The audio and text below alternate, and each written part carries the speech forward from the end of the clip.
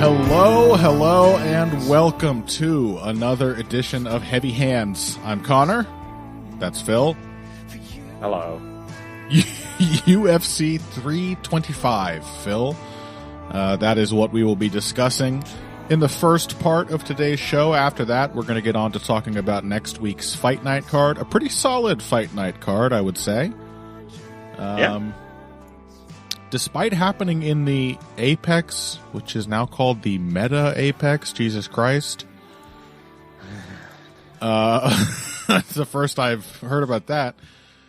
Despite happening at the Apex, this looks like an actual Fight Night card. Like, we got Mario Bautista versus Vinicius Oliveira in the main event. Solid. We've got Amir Albazi versus Kyoji Horiguchi. Bantamweight and flyweight main and co-main is already a good sign. We have a heavyweight fight on there, but it's Jailton Almeida. It'll be something a little different from your standard heavyweight fare. And then we got fights like Gene Matsumoto versus Farid Basharat. We got the other Basharat bro fighting Said Nurmagomedov on the prelims. Nico Price is still in the UFC apparently. Look, it's not all gold, but for a Fight Night card, it's pretty decent. And it's, topped by a bantamweight fight. You just can't go wrong doing that. I mean, you can. Yeah. As we've kind of found out recently. Yeah. A little bit. But probably not. And especially not with, like, Vinicius Oliveira. He looks extremely allergic to bad fights. Right. As I was saying to you before the show, Mario Bautista has never had a boring fight, but just boring rounds. And Vinicius Oliveira does not seem like a guy who will allow boring rounds if he is able. No. So, looks like an action matchup with contendership implications. That's a perfectly solid Fight Night main event as far as I'm concerned. But before we get into any of that, we got to talk about UFC 325, which we barely addressed on last week's episode for very good reason. Imagine if we had spent 20 minutes just sort of rehashing what we knew about their last fight, and indeed Volkanovski's previous two fights against different iterations of Diego Lopes, only to watch the event and see that it was literally exactly what we expected. Yeah. The same... I mean, this... Yeah, go on. I mean, okay, certain things about this, like, when I was watching this, because, I'm a huge fan of Volkanovski, I felt no sense of tension. I felt no sense of, like, oh no, what happens if Volkanovski loses this fight? Even as someone who was rooting for him, I was just sitting there, like, watching it, just being like, if he loses this fight, it's just going to be stupid. And Yep. It's just going to mean that he's washed. There's no other takeaway I will be able to get from this. I have rarely been as uninvested in a title fight from one of my favorite fighters as I was in this, because I was just like, I cannot see any sense of meaning from this fight whatsoever. Yep. And it just reminded me of, like, when people would talk about, like, how would Tyron Woodley... when people were, like, talking up Tyron Woodley's title reign, and they would be like, well, he's a wrestler, and he would probably, he could probably beat GSP. When, this was in the days when he'd racked up a few fights and a few, like, title wins, and people were just like, well, he's, it's just a better era, and blah, blah, blah, blah, blah. And I'd just be like, GSP could beat people like Tyron Woodley in his sleep. Absolutely. He could... There's a very solid chance that at this point, GSP could get back into fighting shape and still beat Tyron Woodley. Yep. Like, I would probably pick him to do that. And yeah, that's just this fight, right? He's Volkanovski has fought Brian Ortega so many times at this point. Mm-hmm. He's kind of figured it out, was the feeling of this fight. He's kind of nailed it. Yeah. I saw a funny thing on Reddit where someone was complaining that, like, Diego Lopes came to his fight and he hadn't changed anything at all. And someone was like, yes, he has. he's got a mustache and a cowboy hat now. And they like showed a picture of him from like his previous title effort, and then they just like had a little gif of a Photoshop like frame with the mustache and cowboy hat just lowering over it. Level up. Properly attired. Please, yeah. Phil, he's Mexican. It's a gaucho hat. Sure. Please. But yeah, this was profoundly dispiriting, and just like yet another example of them doing a stupid title fight, and it happening, and then after it being done, you just being like, oh yeah, that was booked like a waste of time, and it was a waste of time. Yeah. Like, Jones Stipe or any one of or Cheeto, Sean O'Malley, or any of these other fights, but it was even more dispiriting because we'd seen it so many times before. Yep. I don't know. I mean, truly a waste of time. Like, look, I'm happy to see Volkanovski go out there and pass a very easy test with flying colors, but I'd much rather see the man in, if not like overall more interesting fights than at least fresh ones, solving different problems. Because basically, like, we know Volkanovski is good in rematches. The only one that's ever gone disastrously wrong was that short notice rematch against Islam Makhachev. Otherwise, he tends to do really well, and this time he circled left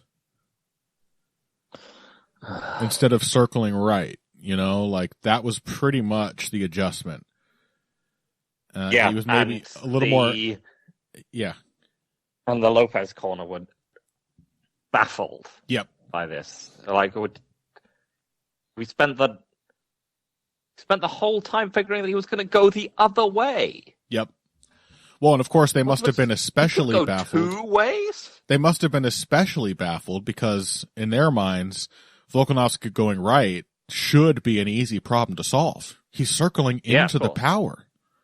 Yeah. Daniel Cormier pointed it out in the fight. He was saying so many MMA coaches would be telling him he's doing it wrong. I bet they would, DC. I bet they fucking would. Yeah, go the way that's less natural and that makes it more difficult to set up your own offense. So yeah, that was basically it. Like,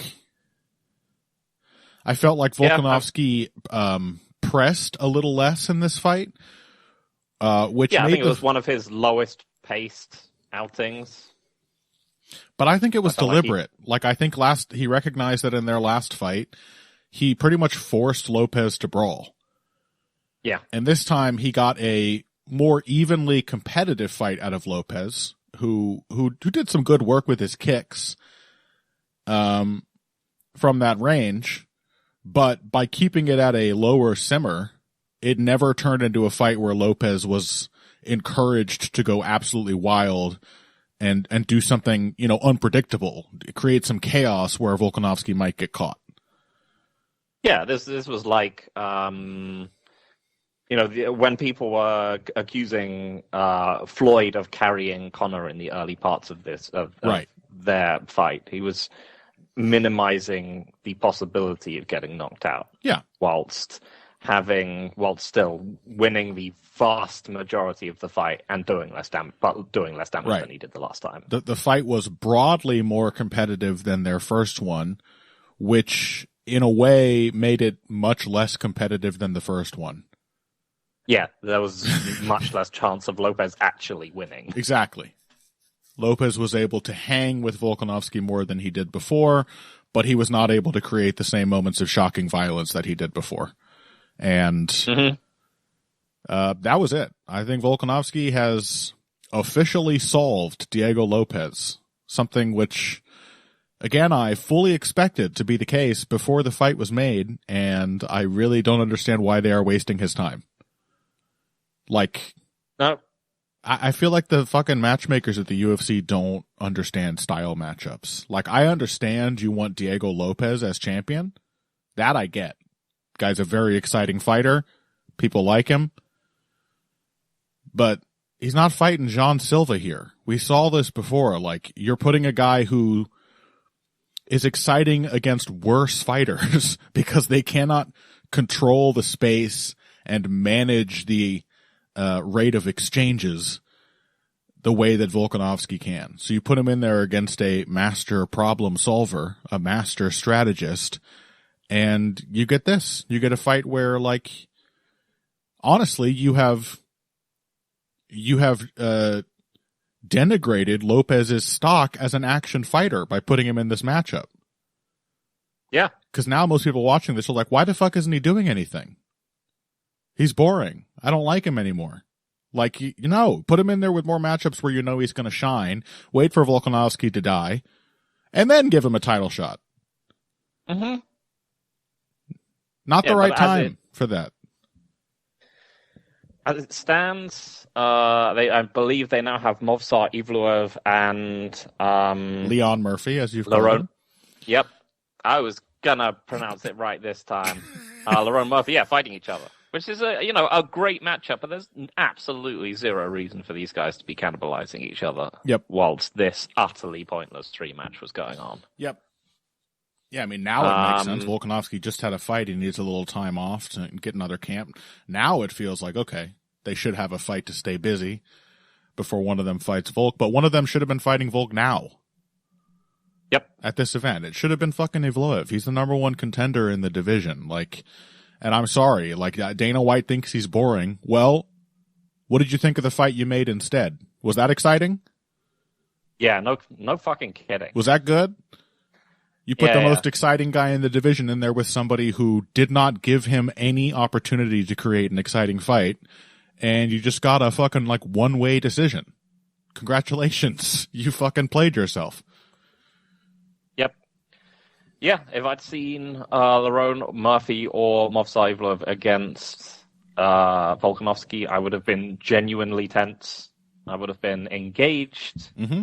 Even if Volkanovski was winning the fight, I would have been curious to see how he solves extremely different problems to ones that he's had to face before. Yeah. A long, jab-heavy, powerful guy who can both hit and counter level changes, or just like a huge, rangy, again, powerful problem solver in his own right in Lerone Murphy. Both of these things are tantalizing, awesome matchups. I didn't need to see him fighting fucking Brian Ortega again. Yeah. I want to see Volkanovski having to face the tireless wrestling and pressure of Evloev. I want to see him having a fucking jab off with Lerone Murphy. Both of those sound interesting. Mm-hmm. This was just a walk in the park. By the way, on DC's remarks about how Volkanovski shouldn't have circled that way, literally the only hard right hand he took in the entire fight was one that he ran straight into while doing his version of the Blocko Blitz, which is sadly his favorite move to use when the opponent is in southpaw. Yep. That is the one glaring problem, honestly, in Volkanovski's game. Like, I actually felt like his defense on retreats was better. He's been working on that. Mm-hmm. Little cross-armed guard blocking he was doing, throwing the elbow up, like just covering all his bases as he steps back out of the pocket. That was nice. Yeah, I think Lopez went for the sort of the uppercut that troubled him the last time, and he blocked and immediately countered him. Yep. And it was generally like smart old man stuff. Yep. So, let's talk about a couple other fights from that card, because that is all there is to say about that one. Happy to see Volkanovski win. Did not need to see him win this particular fight.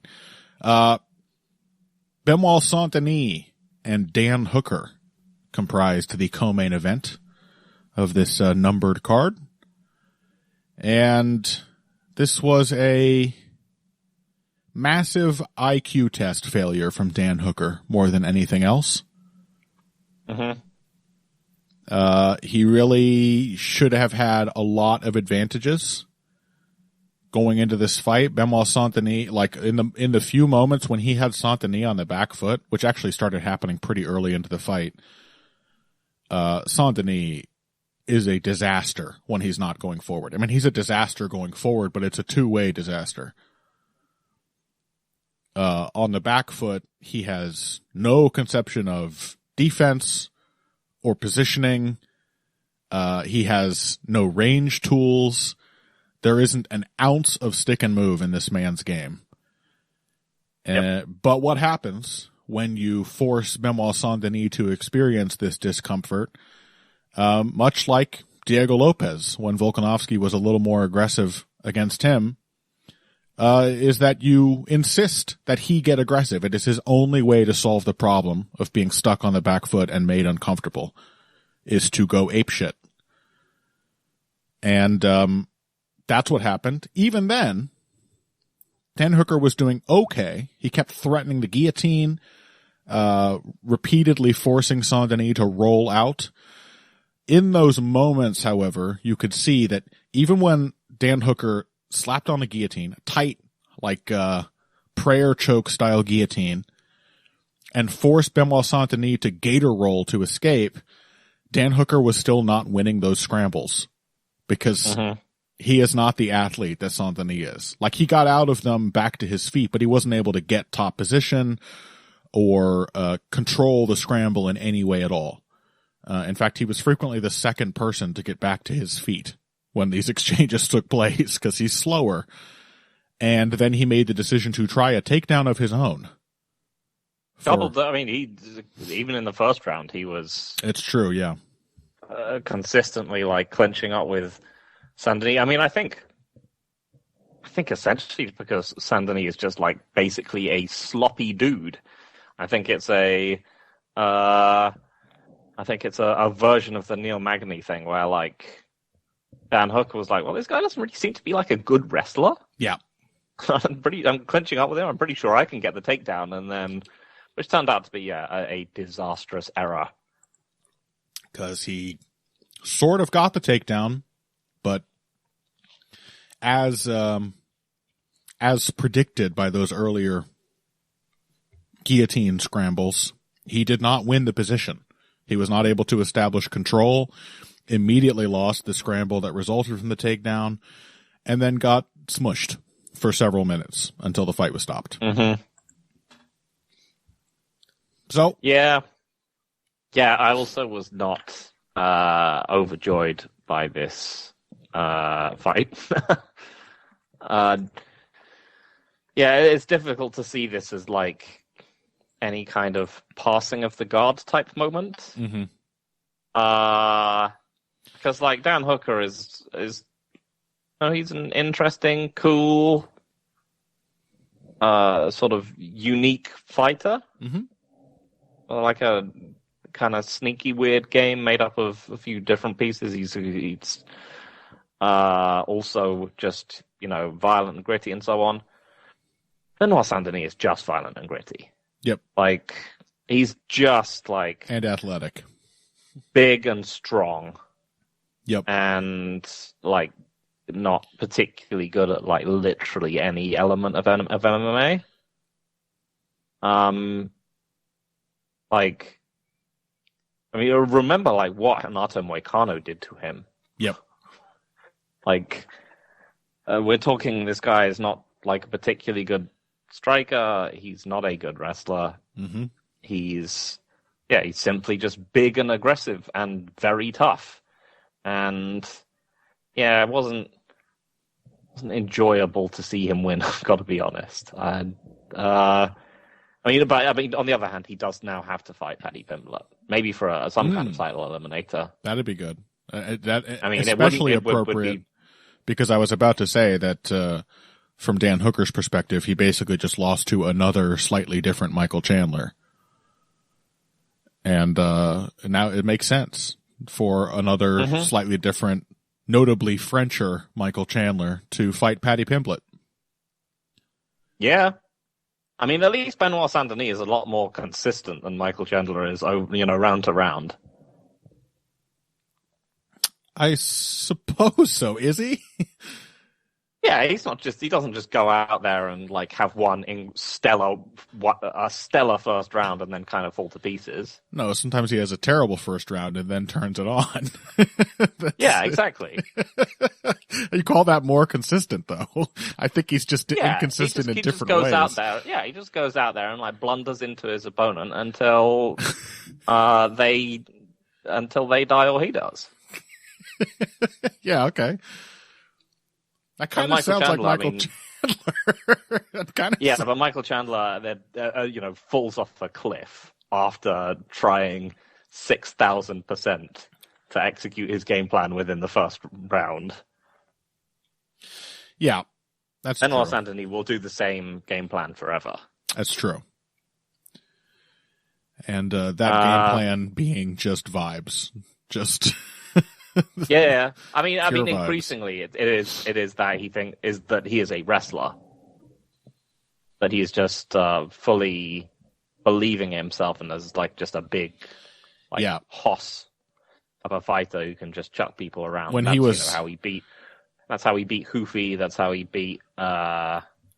He was trying to beat Poirier, but you can see that like he's got major flaws in this area as well, with the fact that, yes, Moicano absolutely torched him on the floor in the first round of their fight. He's a weird case, Saint-Denis, of a guy who has gotten sloppier as his competition has improved.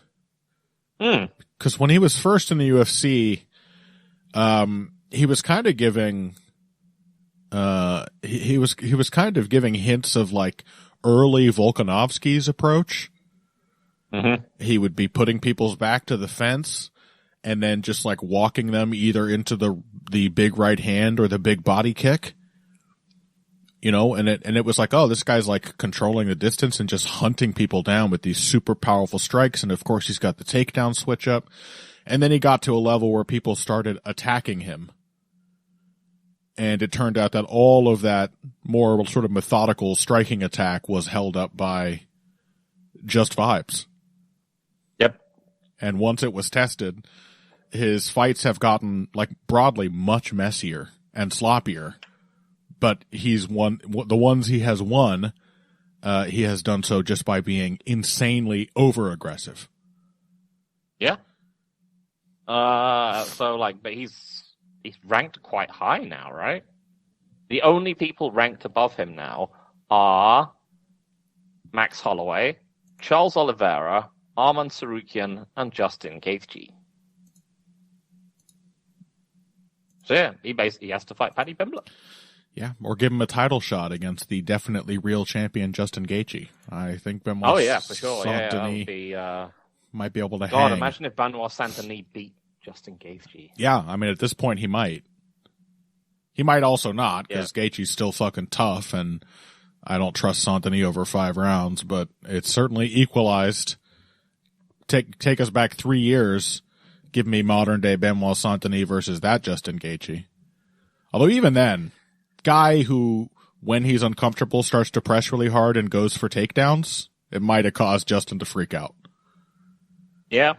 I mean, it'll still be a banger of a fight. Oh, yeah. But yeah, I can't shake the fact that Benoit Saint-Denis at this point, he's basically just worse Joel Alvarez. He's like Joel Alvarez without, like, the technical stuff. Yeah. Like, he's just a worse offensive grappler and wrestler and doesn't have the clinch game. And also 5 inches shorter. And 5 inches, yes. Somehow not like just like a welterweight. Yeah. So, I mean, but he's ranked like 5. Like, we're talking... Yeah, it's just nowhere for him to go. We're talking Kyle Prepolek, Mauricio Hufi, Benil Dariush. Excuse me. And Dan Hooker. Yeah. He's got no one left to fight but either like Pimblett or actual good fighters. God, Pimblett might beat him too, just by like being able to hang. Sure.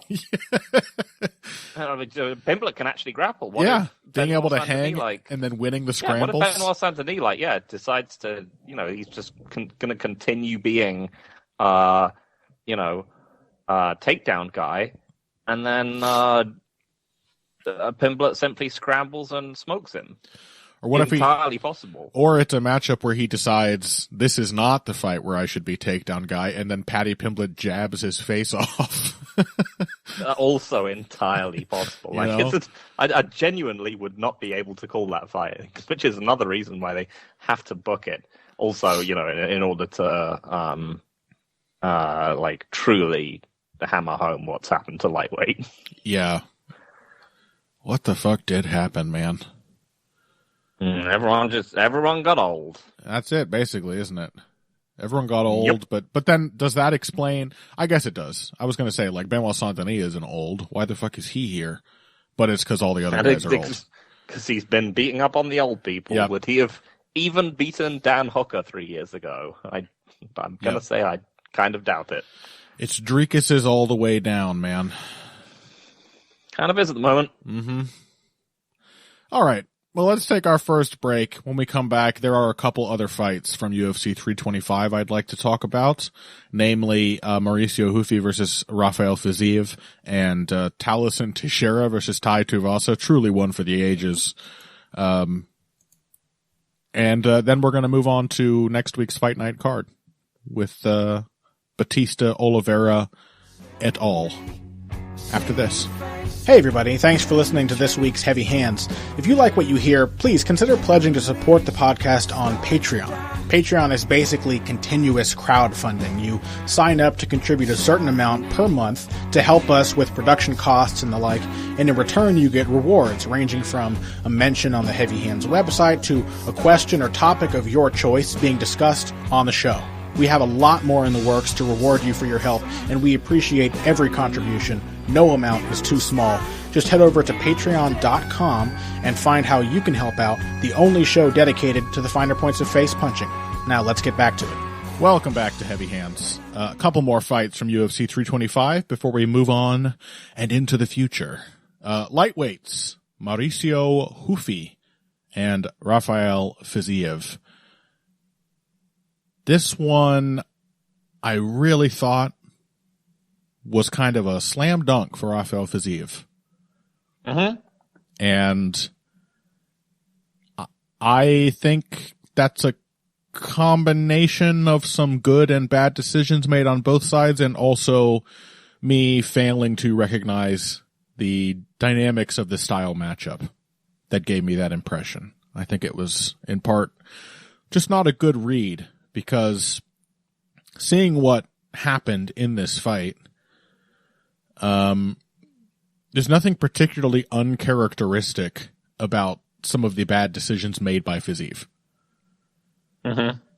It's a fight where basically Fiziev's plan was very clearly to do like an aggressive Lyoto Machida, where he was going to pressure, knowing that Ruffy will corner himself voluntarily, and with a little pressure will be forced to do that constantly, and was going to stay busy kicking his legs and his body in the hopes of drawing Ruffy onto a counter. An aggressive counter-punching style, basically, with kicks to fill the space and incentivize Ruffy to make a mistake. But it is both a strength and a weakness of Ruffy's that he doesn't mind being put in the corner. No. So, that's a weakness. When he fought Benoit Saint-Denis, who's just hyper-aggressive, he got fucking shellacked because he was just stuck on the back foot the entire time, and Saint-Denis never quit just pressing him with whatever he had. Also, notably, testing Ruffy's defensive wrestling, which it turns out is not good. Fiziev, on the other hand, in pressuring, but sort of mostly waiting for Ruffy to trying to draw Ruffy out, essentially just succeeded in putting himself in front of a guy who is bigger and has absolute faith in his power and timing. And Fiziev basically, he had momentum in about the first 2 minutes. He scored a lot of kicks. landed a couple of nice left hooks, and then Ruffy basically got the full read on Fiziev's offense and started landing his own jab, and the fight turned around completely. I mean, it remained competitive as long as Fiziev was tough enough to take the shots, but it's pretty clear that by the midpoint of round one, Ruffy is kind of getting the better of the majority of clashes. Yeah, this one also made me sad. Because there's guys like Benoit Saint-Denis and Paddy Pimblett, which are like much better than they should be. And Fiziev is, along with Song Yadong, much worse than he should be at this point. It's just like a few simple factors, like, you know, he's a short-armed guy without like massive punching power, who just categorically refuses to take anything off his punches to set things up. Yep. Full steam ahead with everything. In this fight, I'd say maybe the one thing that was specific to this style matchup, almost zero combinations by Fiziev. I mean, he can do that. He can kind of get into pot shotter mode unless forced, but if you're going to pressure a guy and he's going to put himself fully in the corner, even like squaring up his stance, and like breaking his own posture, putting himself in really awkward positions, you got to put 3 or 4 punches on him. You can't just try to. It seemed he was so fixated on the idea of like timing Ruffy perfectly with one super powerful punch, and that is just, that's Ruffy's game. Yeah, that's his thing. Yeah, he's just a bigger, longer, more powerful hitter. Yeah. And yeah, I mean, I don't know what the numbers are like for this fight. I'm sure that like Fiziev was like numerically ahead when he got knocked out. Yeah, maybe. Still, if so, the quality of strikes landed by Ruffy were nonetheless more impressive. Yeah. They were all. He's actually behind. He is even behind Ruffy. According to UFC stats, landed 36 of 66 to Ruffy's 55 of 88, which is very high accuracy as well as higher output from Ruffy. That's the other thing. How much of that is the extremely protracted finishing sequence? Yeah, probably at least. It has to be 8, like at least 10. No, probably. I mean much more than that. Yeah. It lasted a while. But even so, I mean, this is another thing with another problem that turned up for Fiziev, which hasn't really been tested nearly as much as it should. I mean, Ruffy's got a good jab, clearly. When he started using it, he just couldn't fucking miss with it. Someone needs to tell Rafael Fiziev that, like, you can catch jabs. You can parry jabs. In fact, that is the safest, most efficient way of defending them. And not until you've got the guy's timing down should you really be out there trying to slip counter the jab. Yeah. And he just continually was trying to slip. It's the hardest punch to slip. It is. And it's the hardest punch to counter. That's why it's so important to get good at defending and countering it. Because it's difficult, and you really need to put the work in, not only in training, but in the fight itself, to get to the point of control where you can start taking that jab away with your counters. And he just kept trying to like slip inside of it and load up a left hook. There were a couple times when he jabbed with Ruffy and it worked. But even then, like I could say Fiziev should have jabbed more. And yes, he definitely should have, because he sort of just conceded long boxing range to Ruffy altogether. But it's also that even when he was jabbing, he wasn't using it to get himself into a position where he could then unload a combination. Even the jabs were thrown as like full power pot shots. It was just a very pot shotty performance from Fiziev, which did not complement the pressuring game that he was trying to play. No, it was. It just meant that the space of the fight, which was that Ruffy was trapped against the cage. He was trapped against the cage, but he might as well not have been. Yeah, because it wasn't actually meaning anything. Yeah, it would, because Fiziev would simply try and hit him once from outside of range, and then would sometimes get picked off. But just like, another guy where we just have to concede at this point that his game is just fundamentally broken. Yep. It just cannot beat. I mean, and I hesitate to call Mauricio Ruffy elite competition. Yeah. Because this is kind of more damning than that. Yeah. Because, and I don't blame that. I didn't call this fight, but I probably would have made the same read as you. Mm-hmm. Which is just that, like...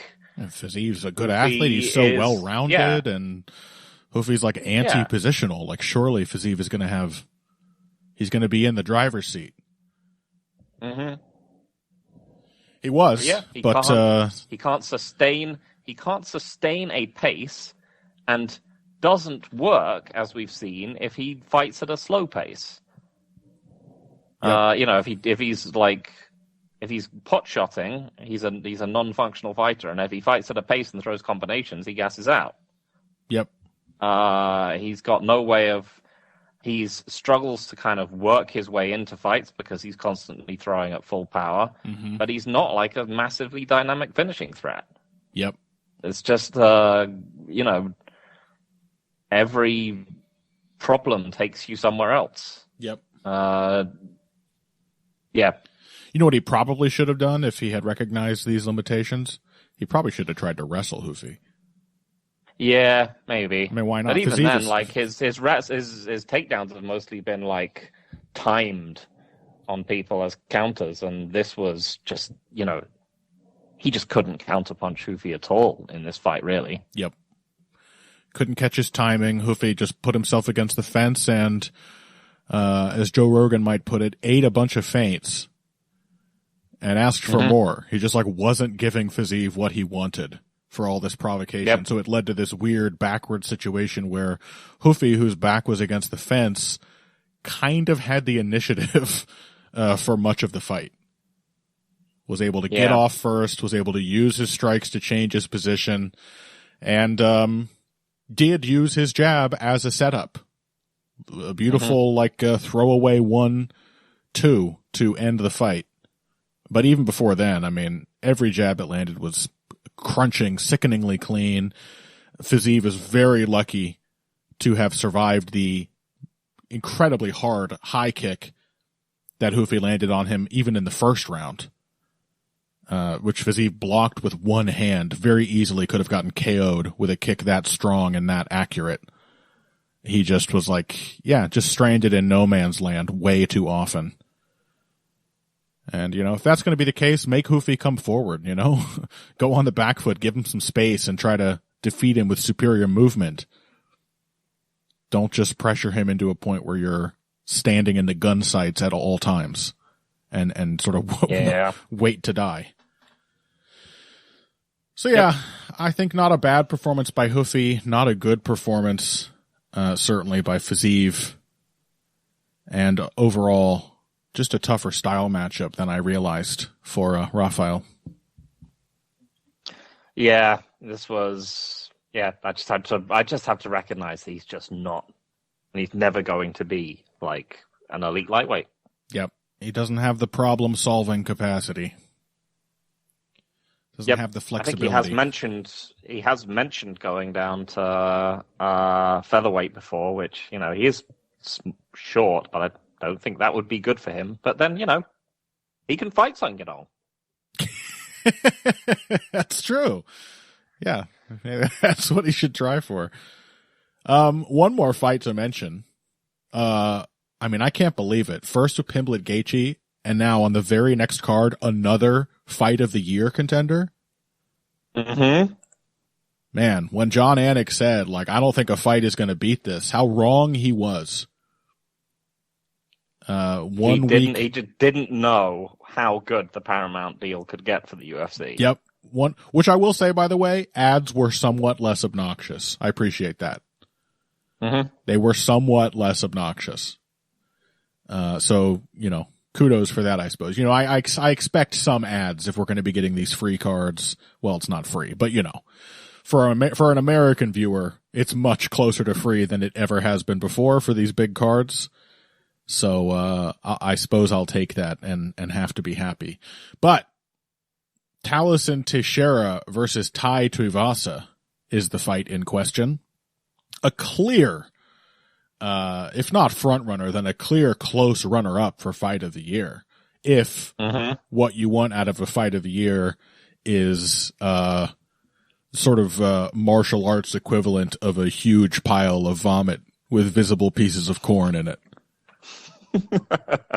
It was disgusting to watch. Tai Tuivasa remains Mr. Never Improves. Yep. I mean, I knew that going in, but at this point, it's like a running gag. How has nothing changed? You're on a 6-fight losing streak now? It's at least 5. Yep. Yeah, now a 6-fight losing streak. I understand if some things change, but it doesn't result in an overall improvement. You tried and you missed. That I would understand. How are you out there on a 5-fight skid and not trying anything remotely different? Not improving, fitness not improving, nothing. At no level of preparation has Tuivasa figured out or even attempted to address the problems that have made him essentially a joke in this division. I think he's just not that good. Yeah, this the problem is that he's Mark Hunt, but with none of the things that made Mark Hunt good, apart from punching power.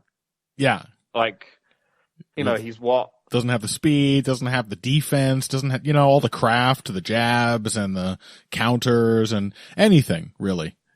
Yeah, he just hasn't got the feel for the sport that Mark Hunt had. Even the stamina might be worse than Hunt's. Yeah, he's just pretty much everything. He's again, apart from just that he's larger than Mark Hunt, I believe. Yep, and he can still crack. But yeah, and he gets booked he's got some charm and the shoeies, and he's had some big knockouts, and then he just gets booked like he's Mark Hunt, but he's just not Mark Hunt. He's just not good. Mm-hmm. And you could see that he's sort of he's struggling with that himself. That he's having to realize that he just can't really compete with many of these people. Yep. To his credit, I thought Taliesin Teixeira had mostly good ideas that made sense in this fight. He just couldn't keep doing them because he got very tired from winning. He definitely freaked Teixeira out, by being aggressive. Teixeira, a relatively young, inexperienced fighter, definitely overdoing it with his head movement and his level changes, very clear that he was nervous in every single exchange. But also, Teixeira has a reasonable technical game for his level. Mm-hmm. And Teixeira there was the part where he landed a 4 or 5 punch combination whilst Tuivasa mostly just stared at him. Yeah, Tuivasa and then took him down. Yeah, Tuivasa was standing there trying to show off how tough he was and got taken down in that moment. That was cool. Yeah. I think my favorite bit was when Teixeira landed a body kick. Mm-hmm. And it clearly hurt Tuivasa, but it also made Teixeira realize that that was the last thing he had. he just kicks Tuivasa and then immediately like backs away, and he's just like, oh god. And then you can see him like putting his hands on his hips and then being like, no, you're not supposed to do that. A classic mutual hands on hips fight for the heavyweight division. Yeah. Yeah. It was a kick that it cost him so much he wasn't even able to experience like the relief that usually like when you're really tired and you hurt the other guy, you're like, okay, thank God I've got the rounds. Like, no, he's just like, oh my God, I shouldn't have done that. I shouldn't have done that. It was so hard. I think my favorite thing was when Taliesin Teixeira was visibly just like stumbling around, visibly exhausted, and then Tai Tuivasa spent 3 minutes of the third round clinching him against the fence. Mm-hmm. That was good. I mean, again, Tai Tuivasa like was unbelievably exhausted by this point. Yeah, but yeah, it was. It's good to know that like when you're worried about where the how bad the actual good divisions are getting, you're like, this is lightweight now? Yep.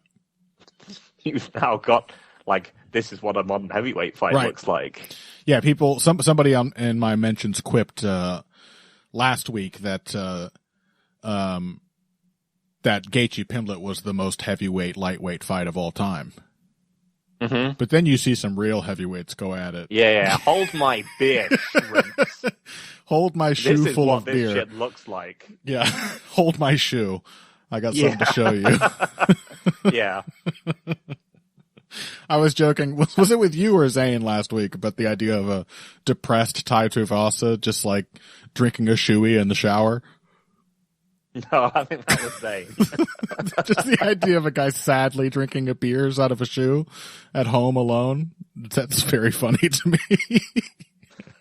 Conversely, just him going to a dive bar and being slumped at the bar, and he's just like, another. And just like a shoe just slides down the bar towards him, and he dejectedly catches it with one hand. Yeah. Make this one an ankle-high boot.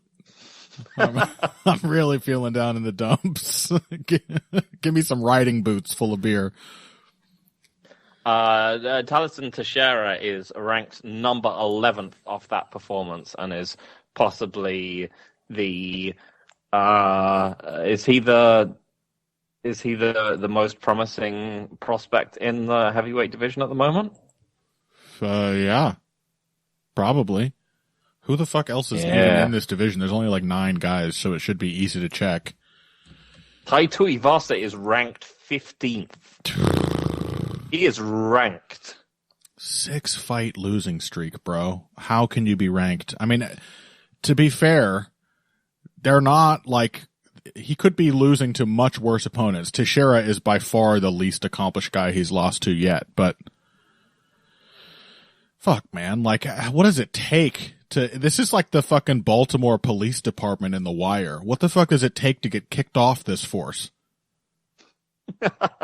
You know? How bad do you have to perform to drop off the rankings entirely? Like, why do fighters have so much, like, negative inertia? Because he once beat Derek Lewis. I guess that's it. Yep. So yeah, I think he's 26 years old, which means we're going to be watching Taliesin Teixeira for another 20 years. Yep. But yeah, so he's the future of the heavyweight division.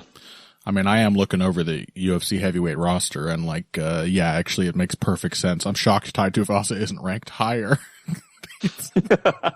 There are some bad fighters in here. It makes it all the more shocking that they actually chose to match him up against someone who can be, under certain metrics, described as okay. Yep. Like, it just seems bizarre to do that for a hometown fight. Yep. That's true. They could have given him fucking, I don't know. They should have. I was going to say Walter Walker, and I was like, no, he would absolutely get heel hooked. They could have given him fucking Sean Sharaf, or Austin Lane is apparently still on the roster. You want to give the guy a win. Sure.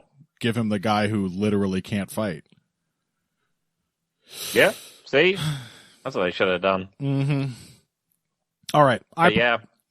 Anything else on that? Nope. Absolute shit show? Nope, all good. Great. I propose we take one more break, and when we come back, get into the top 2 fights from next week's Fight Night card. We've got Mario Bautista. Oh, why did I say Mario? You're rubbing off on me, Phil, in the worst way possible. In a matter of months, I'll be saying pasta and taco. Excellent. Ugh. Mario Bautista versus Vinicius Oliveira, Amir Albazi versus Kyoji Horiguchi after this. Financial support is fantastic, but there are other, even easier ways to support Heavy Hands. Perhaps the best is by spreading the word. We know our fan base. You're all cool, popular people with serious social media presences. You're tastemakers and trendsetters. Okay, there are 1 or 2 of you that don't fit that description. You know who you are, but no matter what, you can always help us out by telling folks about the show. And you can also give us a positive rating and review on iTunes and Stitcher, things like that. We rely on word of mouth and positive feedback to grow and improve, so thank you very much for your time and your help. Now, back to the show. Earlier in the show, Phil, I commented that it's Dreekis's all the way down. That truth extends even to the best division in the UFC, the most consistently athletic and high-level division in the UFC, other than perhaps featherweight. I'm talking about bantamweight contender Vinicius Oliveira, who's taking on Mario Bautista this weekend. Oliveira is, if not Dreekis, then he's like bantamweight Michael Morales. I believe you made that comparison earlier. Mm-hmm. He's a big slugger who is an absolute disaster technically. I mean, honestly, I think Morales might be better. Like Morales has a straight jab. Yes, I guess. Oliveira can't throw a straight punch to save his life. Oliveira can throw combinations, sort of. Sure. Yeah. And he's got a low kick. Does Morales have a low kick? I forget. I don't know. I don't know. I don't think so. I don't think he does. Yeah. So that's fair. Oliveira also visibly hurt himself throwing that low kick in his fight with Ricky Simone. Simone checked one kick and Oliveira was like, fuck, and had to go on the back foot and clutch at his knee. That's how powerful and how poorly placed his kicks are. He hurts himself throwing them. Yeah. I think though, like, look, there is, always has been, always will be a place for Vinicius Oliveira's in combat sports, not even just in MMA, you know? There's a place for sluggers. If a guy is super tough and he's super confident and he's happy to, you know, he might be a mess, but he's happy to just be a mess in your face all the time. You know, if he's a good enough athlete, he'll be a high-level fighter. Mm-hmm. And you can't really sneeze at the 3-fight win streak that Oliveira has put together in the UFC. Ricky Simone, yes, a depressed Ricky Simone at the low point in his career. But then Said Nurmagomedov and Kyler Phillips, both of these, of course, are fighters who are especially prone to just reckless aggression, or susceptible to that, rather. But nonetheless, these are credible wins. Oliveira is clearly one of those fighters who is greater than the sum of his parts. And now he's going to fight a real contender. Yeah. Because, I was looking back at his fights, and I was like, man, this guy not very good. Yep. But he is actually, as you say, he's actually quite dangerous and quite functional. Like, as well as like the comparisons to him just being huge and powerful and like Michael Morales and so on.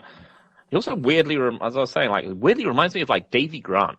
Mm-hmm. He's a guy who throws like big loopy weird shots in combination, but he's pretty tricky with them and surprisingly accurate. Mm-hmm. Like for someone with the way his punching form looks, he hits people a lot, and he hits people clean. And combined with the fact that he is incredibly aggressive, means that he actually just freaks people out. Yep. Like Kyler Phillips is like doing Kyler Phillips things and essentially just, picking him off on the back foot. Runs circles around him in the first round. Yeah. And then he just takes his eye off the ball, and then Oliveira just clips him and basically carries on just beating him up for the rest of the fight. Oliveira like gasses him, as you said, like he damages himself with his low kicks. He will just kick straight into checks. And then after a bit, he will go back to them. He gasses himself out. Yep. He looks knackered about in the midway point of every fight he's in. Yep. And then just keeps going. Just clearly an incredibly mentally tough individual. Which, it makes him an interesting matchup for Bautista. I think it's probably a matchup where I just kind of have to pick Bautista, simply because I think that Bautista will be able to low kick him a whole bunch, and also that Bautista is just a sharp, straight puncher. Yep. Who I think will just be constantly jabbing Oliveira up the middle, and also that and this is going to be an interesting aspect of the fight, I guess, is that Bautista has, to all intents and purposes, an endless physical gas tank. Yeah. That. Yeah, go on. That fight against Umar was, and it wasn't like a violent fight, but it was an incredible physical pace. Yep. As I said after the fight,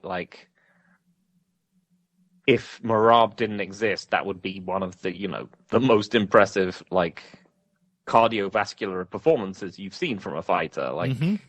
That's the absolute peak outside of the freaky shit that Merab can do. And and he was broadly fine. He just kept scrambling in a losing fight all the way through. And looked great at the end of it. But he doesn't have limitless mental stamina. That's it. Yeah, that's the point I was going to make as well. That both of these guys, Oliveira can gas, but sort of maintain his awareness, his timing, his confidence. Mario Bautista can remain fresh, but lose confidence and run out of ideas. Mm-hmm. It makes for an interesting dynamic. Yeah. I mean, obviously the Patchy Mix fight, even more so than, because, it's one thing to, get a bit figured out by Jose Aldo and then realize you have to push him up against the fence. Yeah. It's Jose Aldo. Right. The Patchy Mix fight is a little more concerning.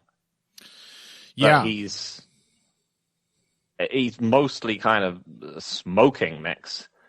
And then in the third round, Mix just stands his ground more. And Bautista just very quickly starts to kind of run out of ideas and immediately starts performing worse. I mean, Mix has proven himself to essentially be a huge one-trick pony at this kind of level. Yeah, I think even before Mix started to get more aggressive, which he did, third round comes around and he's like, okay, I have to do something different. Even before then, I think Bautista, you can see him just cycling through all the ideas he has. Remember, there's a point midway through that fight where he just sort of goes southpaw because he's like, well, I've hit him with everything and it hasn't knocked him out. Yeah. I guess I'll do something different. He changes stance, which doesn't really make sense because he has been cleaning Mix's clock with 1-2s from the Orthodox with zero difficulty. But to continue cooking up variations of these simple ideas, changing his timing, he doesn't really seem to have access to those tools to vary his attack. You can win an entire fight with a 1-2 if you also have a feint 1-2, a 1 feint 2, a 1 feint 2 1. There's a million permutations, and little tricks of timing and pattern breaking, breaking rhythm that you can do with just a very small complement of weapons. But Bautista doesn't really have that part of it. And so even if the basic stuff is still working, I think he gets frustrated and changes things up sometimes in weird ways that don't really put him in a better position in the fight. Yeah. So yeah, I think it's just a fight where I just kind of have to pick Bautista. Yeah. So much of what is making Oliveira work as a fighter is physical. It's just that he's hurting people and he is spooking people, and it doesn't necessarily happen to Bautista that much. Like, what we have seen from him is that he's just immensely physically durable. Yep. It's going to be difficult to scare him in the same way that it would be like Ricky Simone or Kyler Phillip by just buzzing him. But yeah, that idea that and I do just get the impression that should he come out sharp, as he has been more recently of late, he used to be start slow, get better guy. Yeah. Now he's weirdly enough changed into start fast, get worse. Mm-hmm. He should just be, smoking Oliveira for the first round or two. Yeah, building up a healthy lead on a guy who, yes, will remain confident and aggressive, but is going to gas and get even sloppier. Yes, exactly. Should mean that he can at least pick up a late round by accident and win off the strength of the first two rounds. Yeah. Probably. So yeah.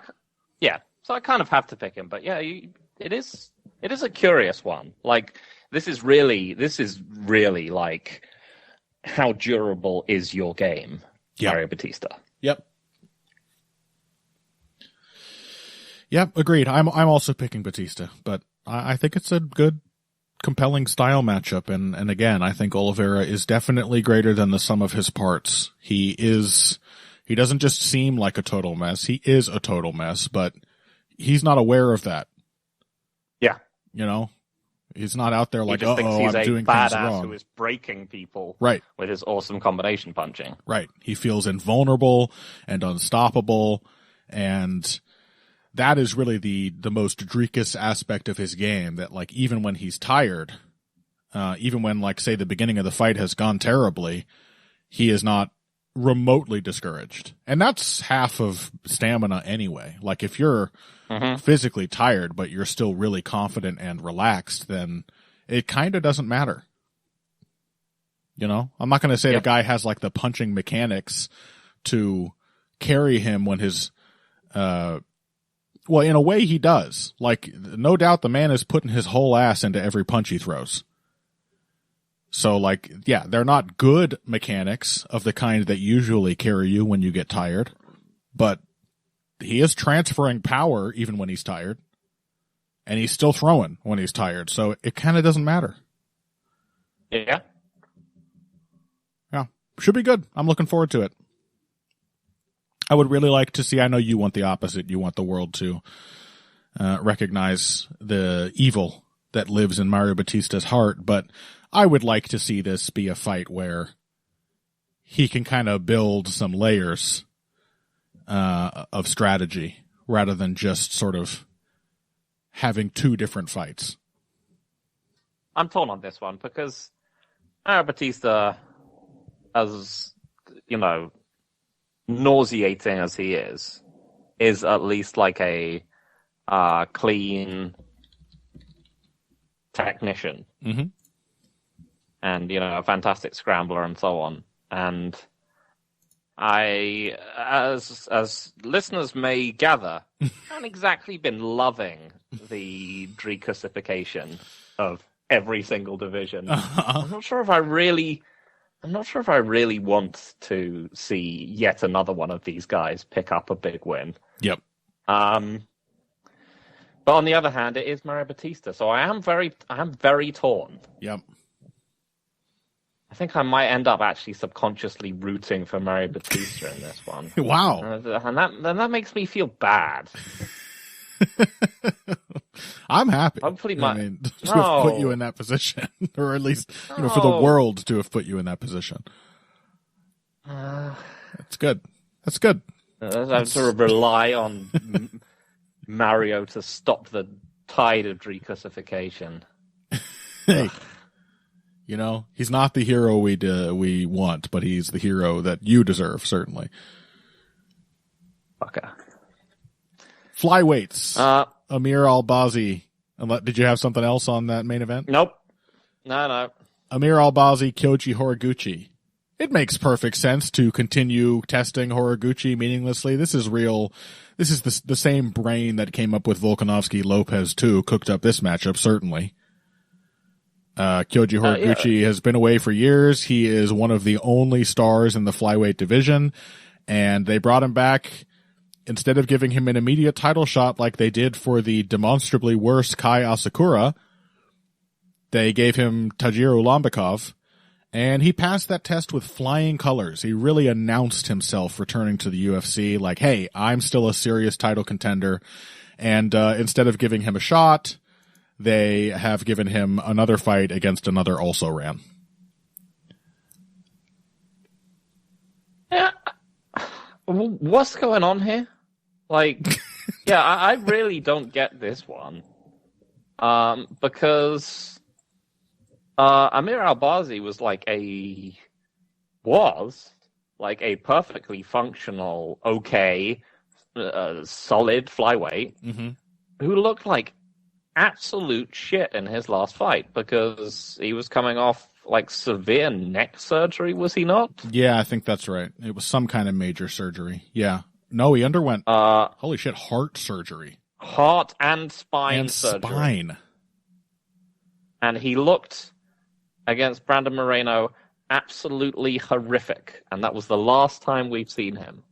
Yep. It was also the first time we had seen him in well over a year at that point. And it has now been another, Jesus Christ, nearly a year and a half since that fight. Yeah. And so, I did say that I don't believe in ring rust that much. I do believe in people who look like shit continuing to look like shit unless I have a reason to think otherwise. And, this is not as I said, he had a very close, quite indecisive, but, good fight with Kai Kara France, who is a good flyweight. Mm-hmm. But yeah, he just clearly looked like the surgeries took a lot out of him.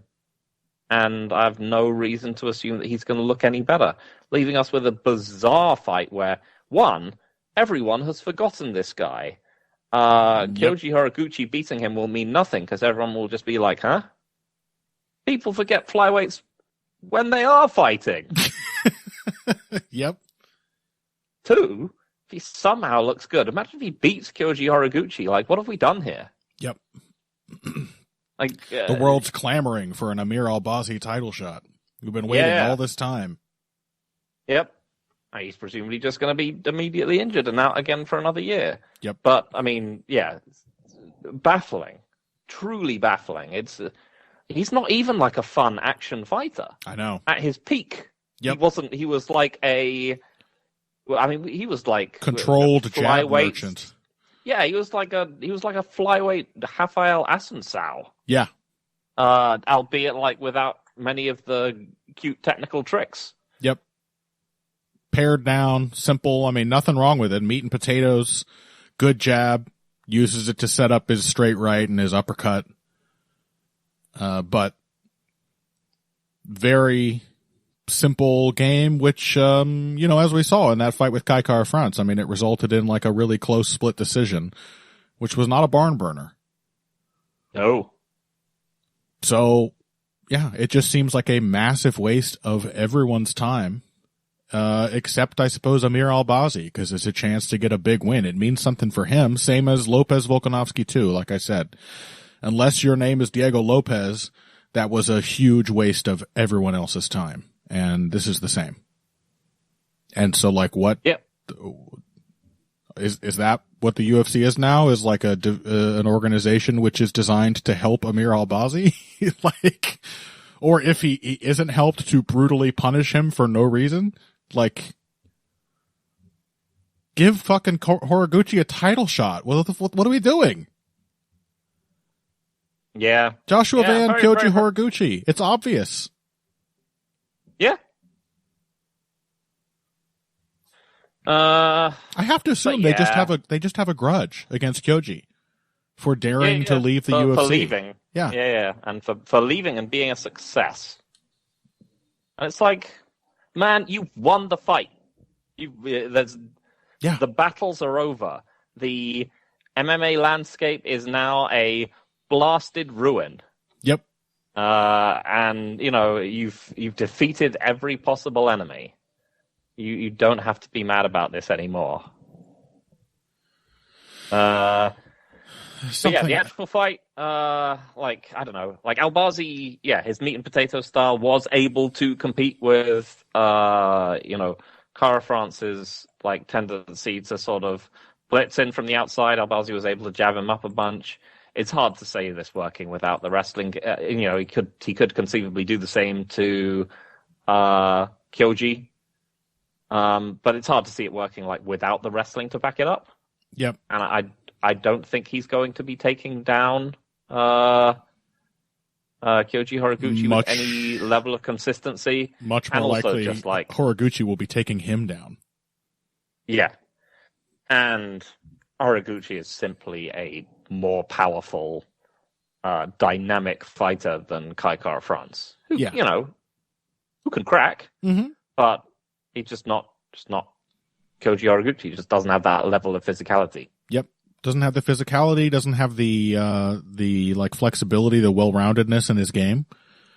And Amir Albazi, even when he was healthy and confident, was not fast for a flyweight. No. He was never a particularly dynamic threat. So, yeah, it just seems like I hesitate to say, because I might be jinxing something here. It doesn't even seem like a high risk, low reward fight necessarily for Kyoji. Like, I'm reasonably confident he will win. Mm-hmm. But it is a low reward fight one way or the other. I don't understand what we're doing here. Just fight this boring guy who's been out for ages. Yeah. It makes absolutely zero sense. I suppose when it's actually happening, I will be happy to be watching Kyoji Horiguchi, but I wish I was seeing him in a relevant fight that mattered. Let's just out of curiosity, let's check the rankings and see. Well, yeah, because there's a bit of a logjam at the moment, right? There's Amir Albazi is still sitting at number 6. He hasn't won a fight in 3 years. But they have 3 potential title contenders at flyweight at the moment, because they have Cup, Tatsuro Taira, and Kyoji Horiguchi, without, even aside from the fact that they're probably going to run back Pantoja.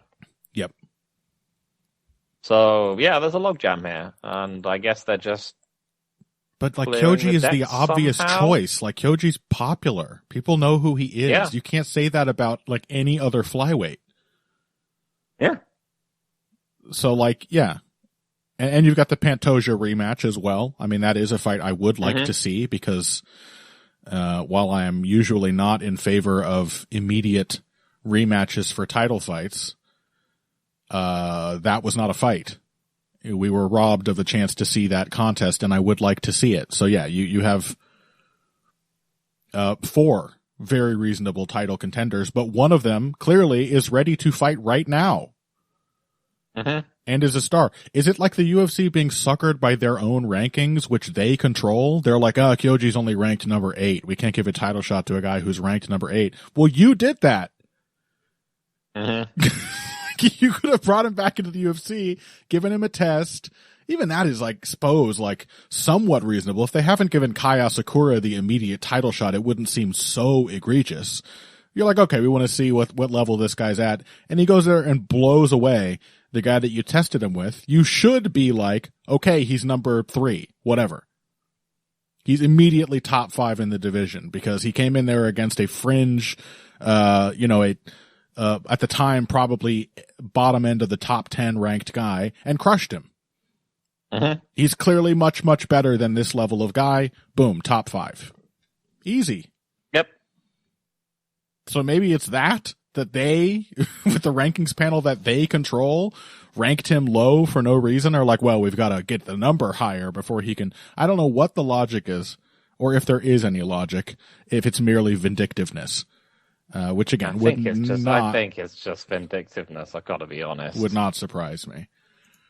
I need my soundboard up so I can grab that clip of Dana White saying, so apparently this guy was in the UFC a while ago and said some stupid shit, and I cut him. Yeah, amazing. And then patting himself on the back for signing him back into the UFC. What a magnanimous person he is. What a promoter. What a promoter. Yep. How much of a humiliation ritual does Kyoji Horiguchi have to submit himself to before he has earned his title shot?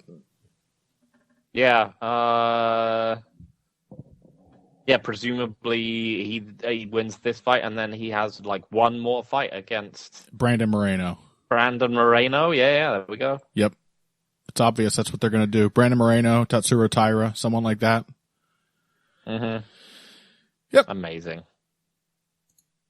So hey, I'm happy to see Kyoji Horiguchi fight, as I said, but I don't understand why I'm seeing him fight this opponent.